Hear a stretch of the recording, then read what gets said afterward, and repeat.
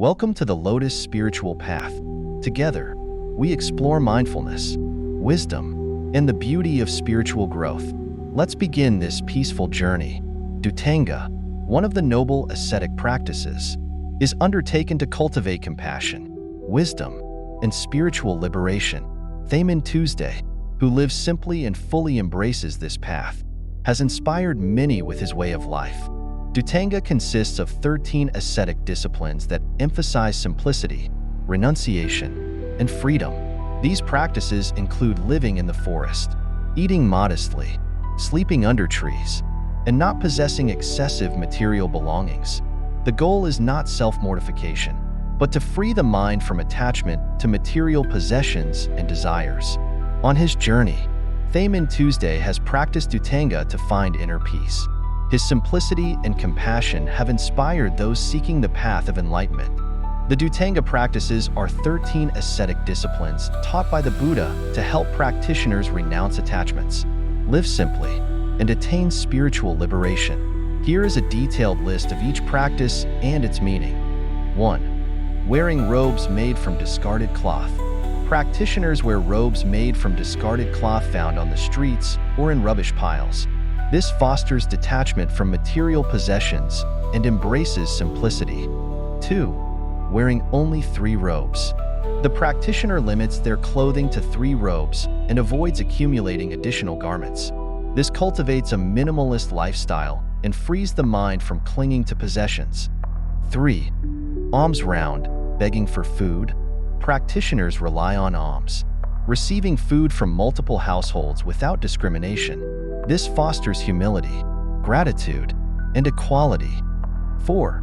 Eating one meal in one sitting. The practitioner eats only one meal a day, seated in one place, without snacks or additional food. This practice promotes discipline and non-attachment to indulgence. 5. Not eating after noon. Practitioners abstain from eating after midday, training self-control and cultivating clarity of mind through moderation. 6. Dwelling in secluded places. Living in forests or quiet places allows practitioners to avoid worldly distractions and focus on inner spiritual development. 7. Resting under a tree. Instead of sleeping in a house, the practitioner rests under the shade of a tree, embracing simplicity and closeness to nature. 8. Living in a cemetery or cremation ground.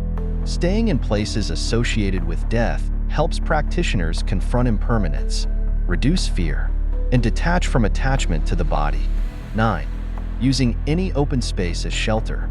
Practitioners rest wherever space is available, avoiding the use of beds or elaborate sleeping arrangements. This fosters humility and simplicity. 10. Staying in one place without moving. Commitment to staying in one chosen place without frequently relocating helps practitioners cultivate stability and focus. 11. Eating whatever food is given. Practitioners accept any food offered, without preferences or discrimination. This fosters gratitude and detachment from tastes or desires. 12. Residing in remote places. Living far from populated areas avoids distractions and encourages contemplation and mindfulness in solitude. 13. Refraining from lying down. Practitioners avoid lying down to sleep, choosing only to sit or walk. This trains alertness, willpower, and mindfulness even during rest. Conclusion. The Dhutanga practices are not merely acts of renunciation, but paths to mental liberation. They teach humility, simplicity, and wisdom, offering a way to cultivate mindfulness and spiritual awakening. Thank you for joining us on the Lotus Spiritual Path.